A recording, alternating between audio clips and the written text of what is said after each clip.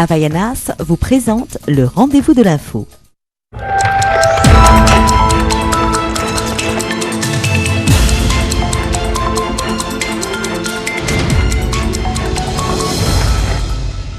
Bonsoir à tous, bienvenue dans le rendez-vous de l'info. Ce soir, 3 invités sur le plateau du rendez-vous de l'info. Emmanuel Prince, président de l'URFCG. Certains nous ont dit sur ce plateau qu'il n'était plus rien, plus président de rien. Il va nous dire d'ailleurs de quoi il s'agit exactement, quelles sont ses activités autour du carnaval guyanais et même voir Antillo-Guyanais. Décidément, il s'en passe des choses autour du carnaval guyanais. Il y aura une conférence mardi prochain à 19h au Grand Hôtel Montabo. On y reviendra. Myrto Szabo, y a-t-il une vie après les Blue Stars? Oui, non. Est-il heureux au sein de l'Ococo? Il va nous donner également quelques réponses là-dessus. Patricia Bléral, présidente de la FMADTCG. Et elle nous a promis qu'ils vont changer le sigle parce que ça ressemble à quelque chose de complètement bizarre. Les danses traditionnelles créoles guyanais au tambour, ils ont sorti leur premier DVD. Voilà, ça devient la référence pour savoir connaître un peu mieux la tradition guyanaise. Bonsoir Vanessa. Bonsoir Gilles. Ce soir, on parle de gymnastique rythmique et sportive, donc une activité essentiellement féminine. Et la semaine dernière, la présidente de l'association Anti-Guyane de gymnastique et quelques filles ont donné leur première représentation à Suzini. On verra ça tout à l'heure. Présidente d'origine russe. Il y en a très peu en Guyane. Voilà, qu'on salue au passage. Ça se passe du côté du dojo de Suzini. Allez, le journal tout en images, c'est tout de suite.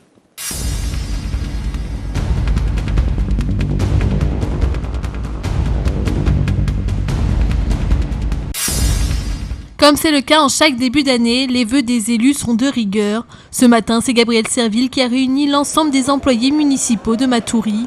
L'occasion de dresser un bilan de l'année 2014, la première en tant que maire de la ville. Un bilan mitigé en raison de problèmes financiers, mais aussi administratifs.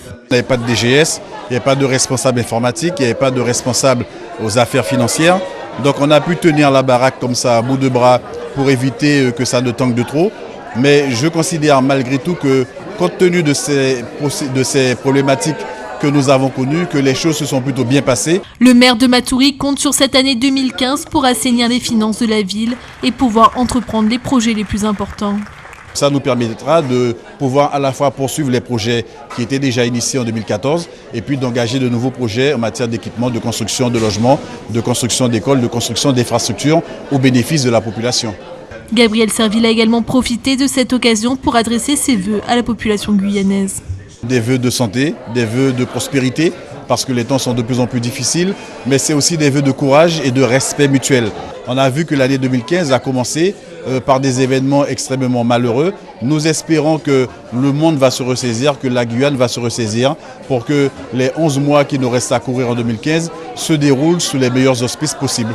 Après une première année difficile en tant que maire, Gabriel Serville a jusqu'à 2020 pour réaliser les projets de développement de la ville de Matoury. Dans le quartier Maya de Matoury, c'est plutôt tranquille et les locataires du bailleur Seine-Samar s'y sentent bien, enfin, pourraient s'y sentir mieux, si ces derniers ne rencontraient pas de petits soucis dans leur habitation. Fissures au mur, mauvaise isolation, moisissures dans les pièces, mauvaise canalisation, des problèmes récurrents que les habitants ne cessent de dénoncer.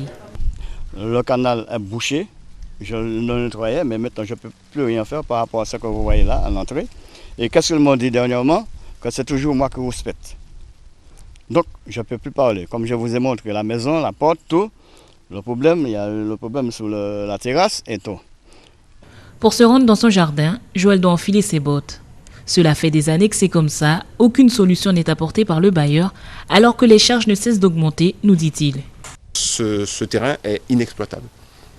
Donc c'est une situation tout à fait anormale auquel le bailleur n'apporte aucune réponse. Parce que ce qu'il faut bien savoir, c'est qu'en période de pluie, là, ce n'est que le début, mais ça deviendra plus grave. Nous avons les nuisibles, batraciens, gîtes larvaires, quand on entend parler du chikungunya, sangsues et parfois même reptiles, caïmans et anacondas. Un tout autre discours du côté de la direction de la Seine-Samar qui affirme que la réhabilitation du quartier est en cours.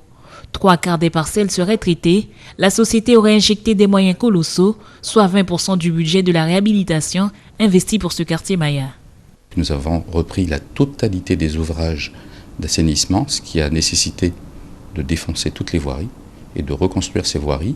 Nous en avons profité pour pouvoir installer des trottoirs qui n'existaient pas dans le quartier. Donc on a apporté une amélioration durable. Donc maintenant que nous avons fait ces travaux, nous sommes en mesure d'intervenir sur les parcelles, ce qui a débuté puisque nous avons déjà entamé un traitement des parcelles, notamment pour le raccordement des eaux usées et le raccordement des eaux pluviales de façon à assainir ces parcelles. Donc les 3/4 des parcelles ont fait l'objet de ces travaux. Donc on pense qu'effectivement nous serons en mesure d'apporter des réponses pour toutes les parcelles. En revanche, effectivement, s'il y a une persistance d'humidité sur une parcelle et que cette parcelle, on ne peut pas apporter de réponse, dans ces conditions, on sera obligé de proposer à cette personne de la reloger si on considère que ce logement ne peut pas être assez libre. Maya a été construit il y a une quinzaine d'années sur une zone marécageuse par la société HLM, puis repris par Seine-Saint-Marc. Les réhabilitations ont commencé il y a 2 ans et devraient se terminer dans 6 mois. Basket et impair étaient de sortie ce matin. Les membres de l'association Quata, le Conservatoire du Littoral, l'Office national des forêts et autres partenaires se sont rendus sur le sentier Loyola pour découvrir des panneaux thématiques sur la faune et la flore dessinés par des enfants de classe de CE2 à CM2. L'objectif principal, c'était de réaliser un travail durant une année scolaire avec des classes sur les ressources forestières, leur faire découvrir la forêt de manière ludique. C'est un parcours pédagogique grand public, famille et enfants. Et à vocation, on peut amener les enseignants peuvent amener leur classe, l'utiliser comme support d'animation. C'est intéressant de reprendre les différentes cultures guyanaises, de savoir telle et telle plante, à quoi elle pouvait être utilisée. Après un an de travail, ce dispositif pédagogique intitulé « Découvrons la forêt » a été aménagé sur le sentier au début du mois de janvier. Pour les partenaires qui ont aidé les enfants dans cette démarche, le résultat est au rendez-vous. C'est une bonne occasion également d'avoir fait travailler les enfants sur la thématique des plantes, des botaniques, parce que très souvent les enfants sont plus attirés, ce qui est normal, vers les animaux. Là je pense qu'ils ont quand même vu les relations qui existaient entre animaux et plantes. C'est un bon travail et pourquoi pas ce que plus tard l'association Quata refasse un autre travail sur ce sentier de Loyola, toujours axé sur la botanique avec d'autres écoles, d'autres classes. Avec ces dessins et les quiz, les visiteurs présents ont eu l'occasion de redécouvrir ce sentier de manière ludique. Parce que je suis très sensible à tout ce qui est environnement, forêt et tout ça, et j'aime beaucoup me promener.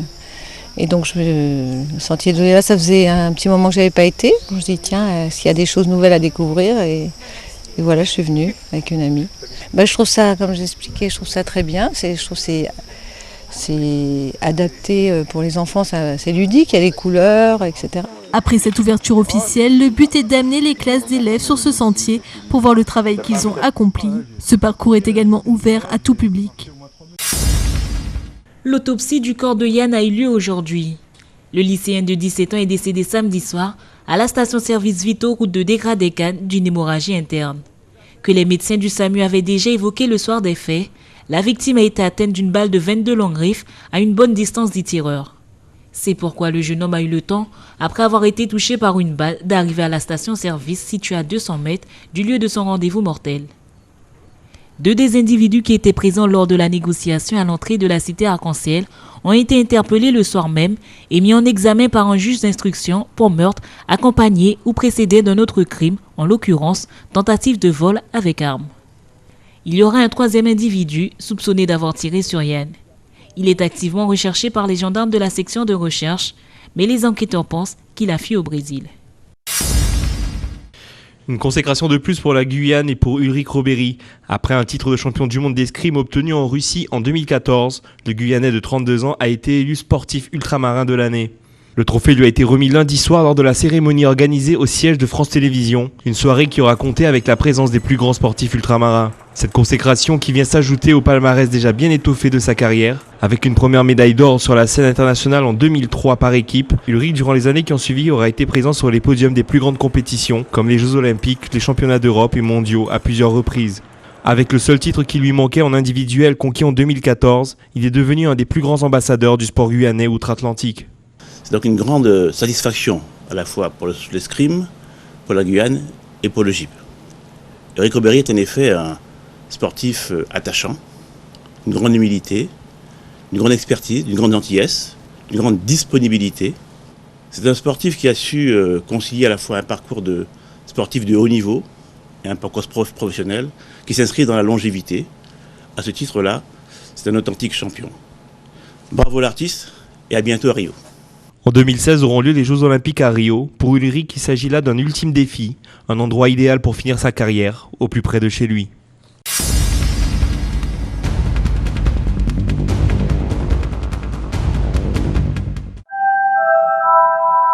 De retour sur le plateau du Rendez-vous de l'Info avec nos 3 invités ce soir. Emmanuel Prince, président de l'Union du carnaval guyanais, on en parle.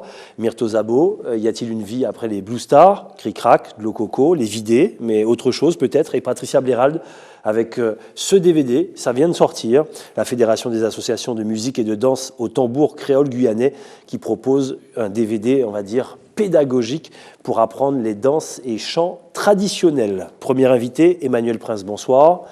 Avec le micro. Bonsoir. Alors, je vous appelle président de l'Union, mais certains, ici, sur ce plateau, ont dit que vous n'étiez, disons les choses franchement, plus rien. Qu'est-ce qui s'est passé? On va dire tout simplement, tout d'abord, bonsoir aux téléspectateurs d'ATG.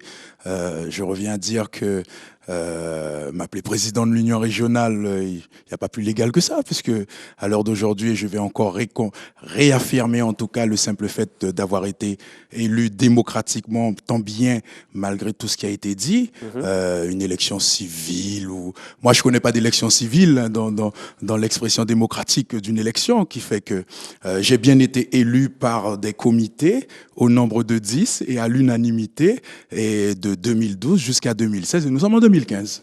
Le carnaval a commencé sans vous, sans le président, alors du coup. Ben oui, les comités se sont organisés sans l'Union. Certains ont dit que le carnaval se faisait sans l'Union avant, on n'a plus besoin de l'Union.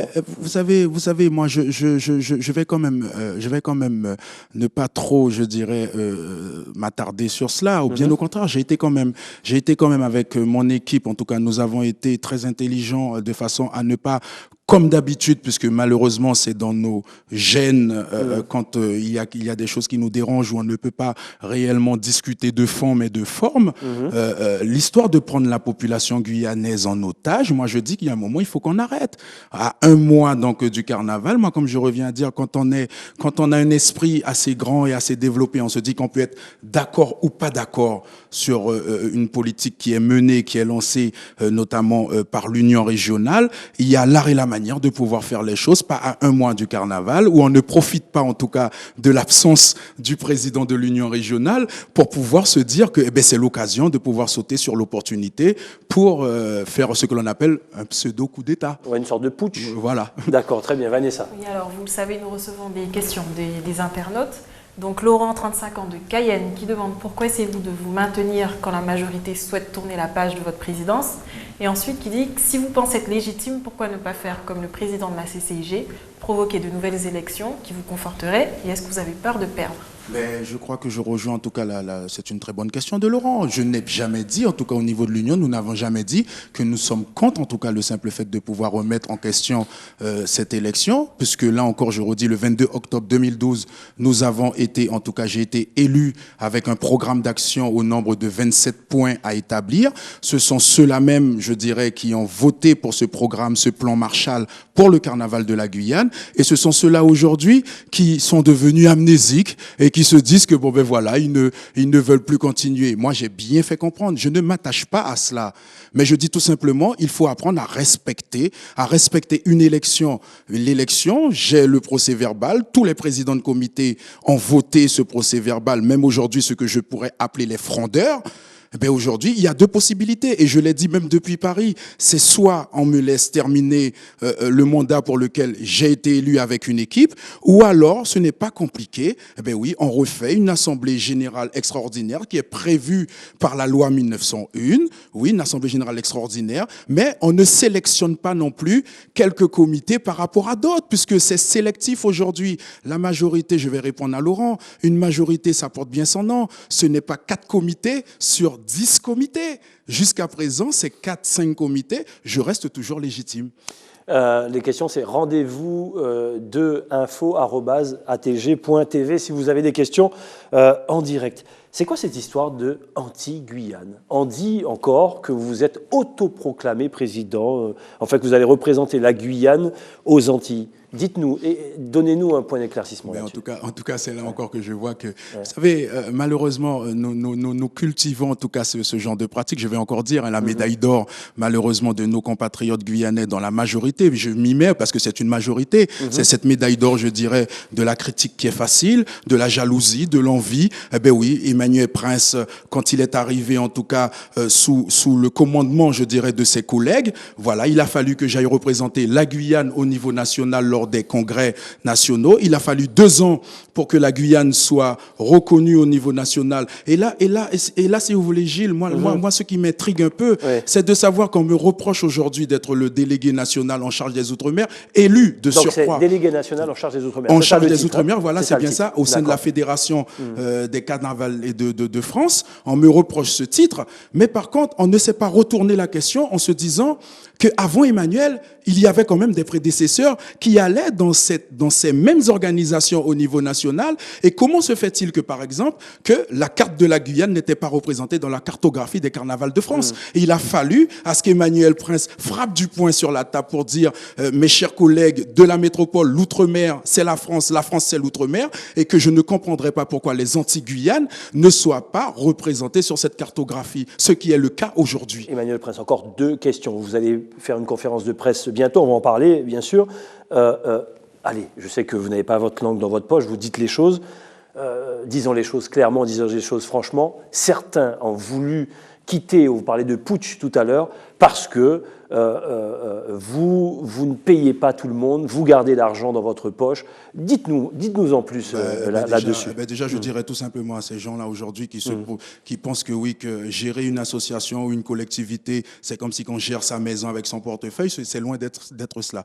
Je les enverrai tout simplement à la situation économique et financière de la France. Aujourd'hui, nous vivons une crise structurelle, une crise économique et financière que nul ne peut douter aujourd'hui et que nous sommes obligés de nous adapter à des priorités. Les priorités, ce n'est pas de faire plaisir aux petits copains, ce sont des priorités qui doivent être d'intérêt général. Et aujourd'hui, c'est ce que nous menons avec l'Union régionale. Ce n'est pas parce que nous pouvons être amis que nous devons, par simple émotion ou sentiment, dilapider des fonds. Voilà. Une question directe, tout le monde a été payé?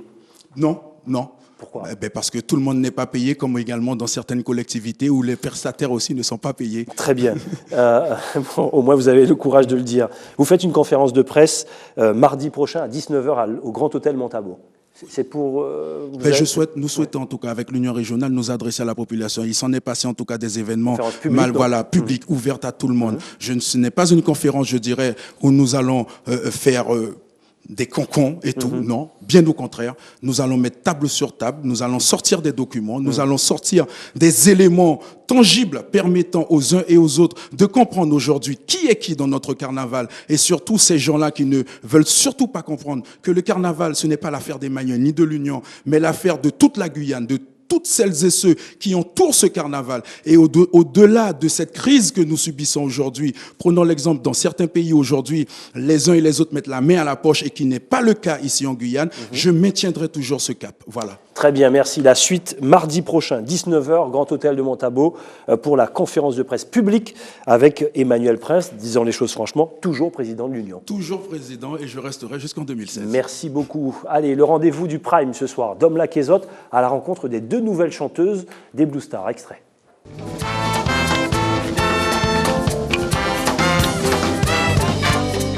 Alors, c'était pas, comment dire, trop lourd. Vous étiez pas un petit peu trop effrayé à l'idée de remplacer Orlane Jadfar, parce que moi, avant, c'est les mauvaises langues ou les mauvaises pensées, puis dire ah ouais, Orlane est tout seul, il a cherché des pour remplacer. Là. Alors moi, on m'a jamais dit que c'était pour remplacer quiconque. Ouais. Quand Victor Klett m'a contacté sur Facebook, c'était pour me dire on cherche une chanteuse. Donc si tu veux bien, apprends tel morceau et puis si ça passe en répétition, ben voilà. Et c'est passé. Et c'est passé puisque j'y suis. Du premier coup. Il me semble que oui. La même question pour toi. Ça s'est passé comment? Écoute, la même formule. Hein. On m'a appelé, on m'a contacté, demandé de venir faire le casting. Et après, on était toutes les deux en répétition. contente de se voir. Voilà.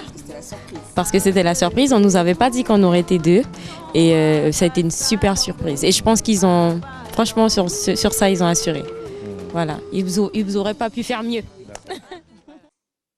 Voilà, la suite ce soir avec Dominique Nugent, Dom Laquezotte, les chanteuses des Blue Stars. Justement, la transition est toute faite avec notre deuxième invité, Myrto Szabo. Bonsoir. Bonsoir, Gilles. Bonsoir, Vanessa.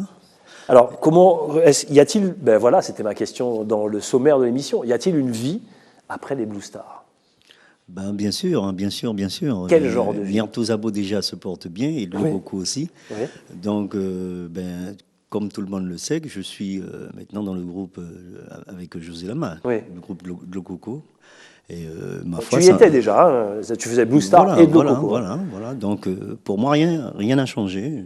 Je reste toujours le même. Je suis là.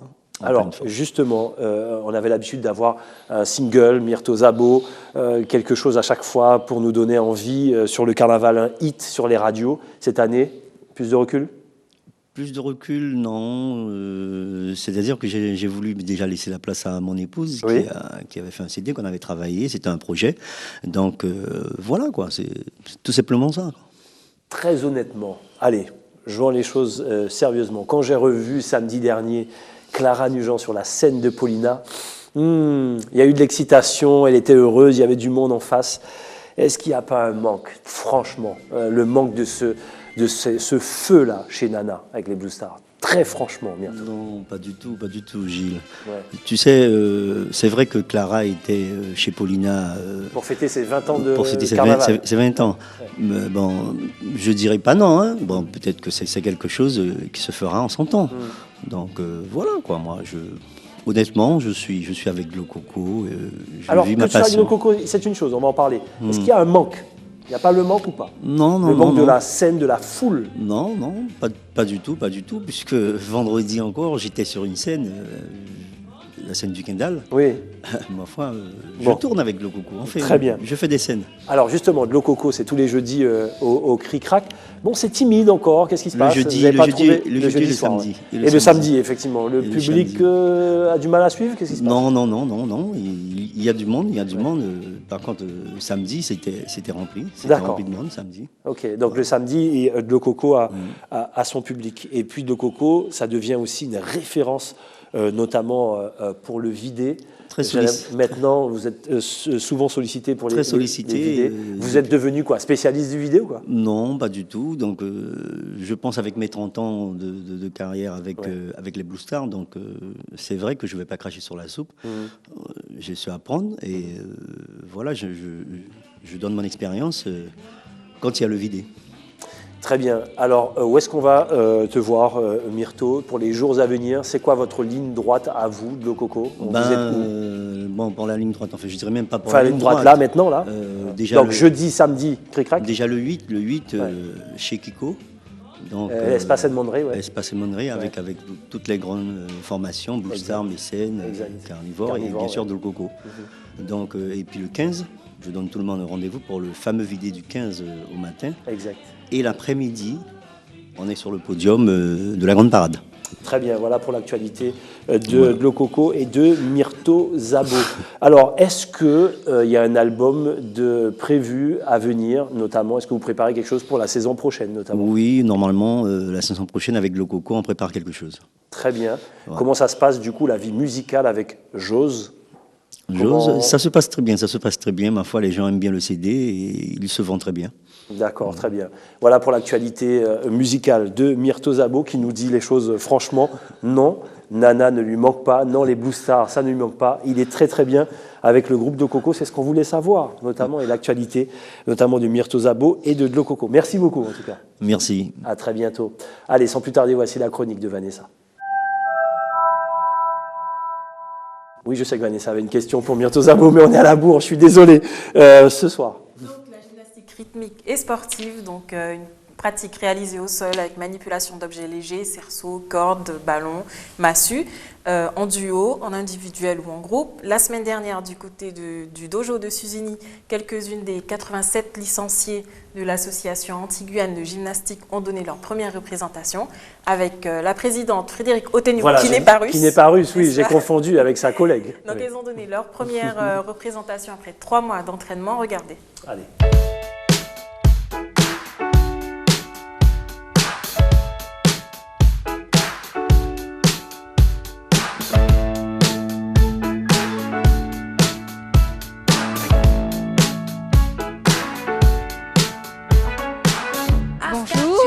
Je suis Madame Oteniou, Frédéric, présidente de l'association AAGG, Association Anti-Guyane de gymnastique rythmique et sportif. On s'est fait connaître au Salon du sport l'année dernière, en septembre 2014. Et donc nous avons commencé en octobre et à ce jour nous avons 87 filles. Donc vous pouvez voir là une représentation qui a déjà un très très bon niveau.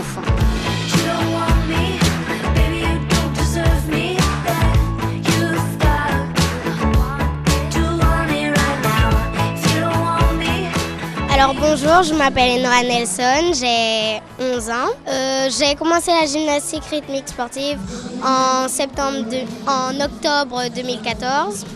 J'ai choisi cette discipline. D'abord, je l'ai rencontrée au Salon du Sport en 2014. Une fois qu'on m'avait préinscrite, je suis tout de suite allée regarder les vidéos sur Internet et ça m'a vraiment plu. C'était très intéressant avec les cordes, les cerceaux, les ballons, les balles.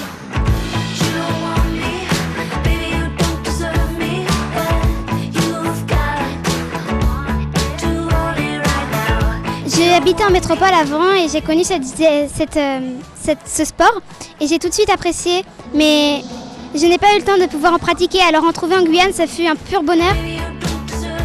Et les massues et les ballons, ça m'intéressait beaucoup. Et quand je suis allée au salon des sports et que j'ai vu ce sport, j'ai tout de suite demandé à ma mère si je pouvais faire le sport. Voilà donc l'association Anti-Guyane de gymnastique. Sachez qu'au cours de l'année, en fait, elles vont tourner des vidéos qui seront transmises au national et si elles sont sélectionnées, elles pourront partir faire des compétitions en métropole. Et on remercie particulièrement la présidente, Madame Frédérique Oteniou, qui est devant sa télé ce soir. Et les petites aussi. On salue les petites et Frédéric. Et Armand aussi. Allez, merci. Troisième invité, ça s'enchaîne ce soir sur le rendez-vous de l'info avec Patricia Bérald, je rappelle, présidente de la Fédération des associations de musique et de danse au tambour créole guyanais. Et vous avez sorti, ça c'est une grande première, ce DVD. Patricia, dites-nous ce que c'est exactement, cette grande première notamment. Alors, il s'agit donc d'un DVD d'apprentissage des musiques et danses créoles au tambour guyanais. C'est vrai que c'est une première parce que jusqu'à présent, personne n'avait encore eu l'opportunité de réaliser ceci.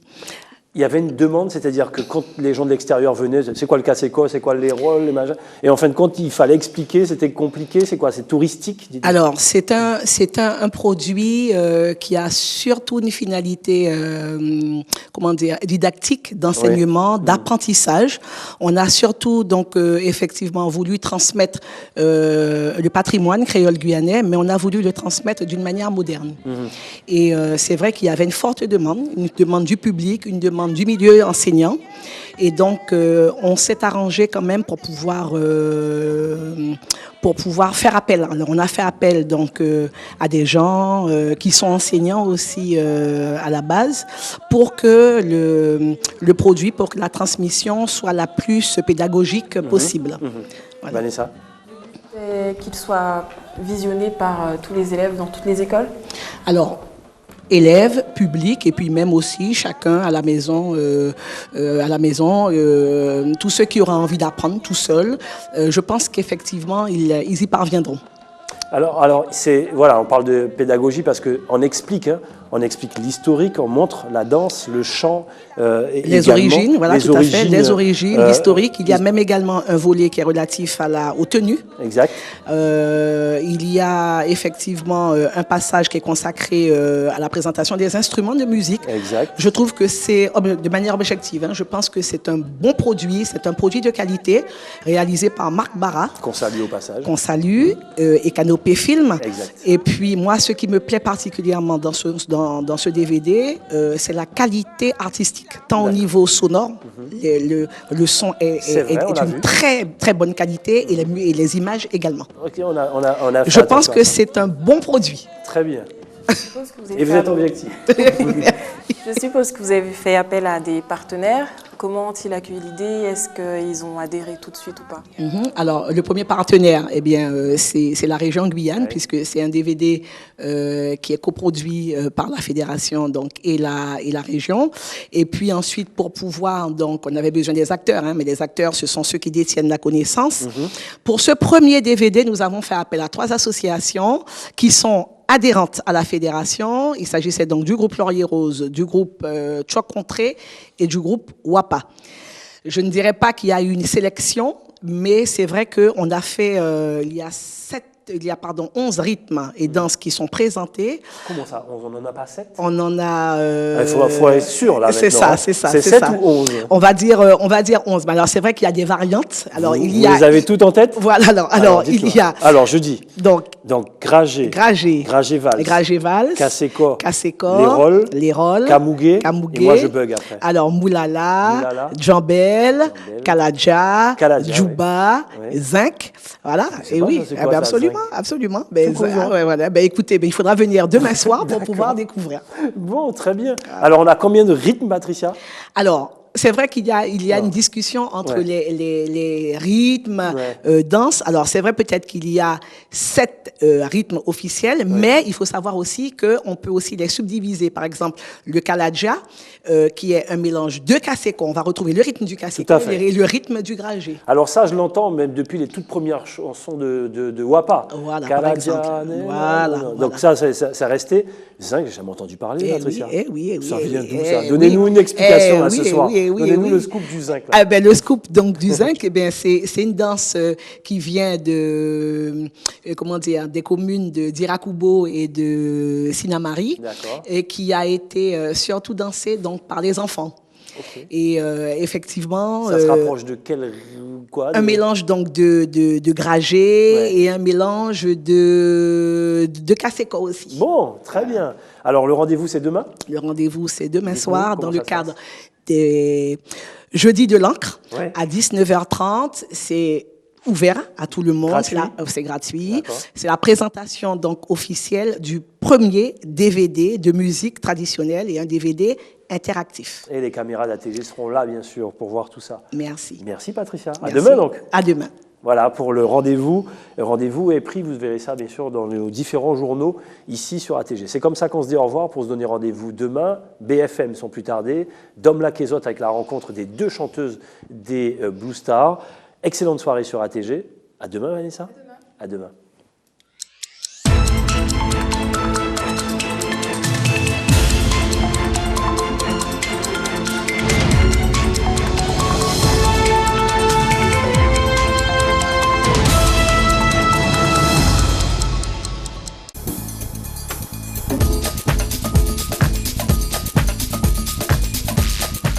Havaianas vous a présenté le rendez-vous de l'info.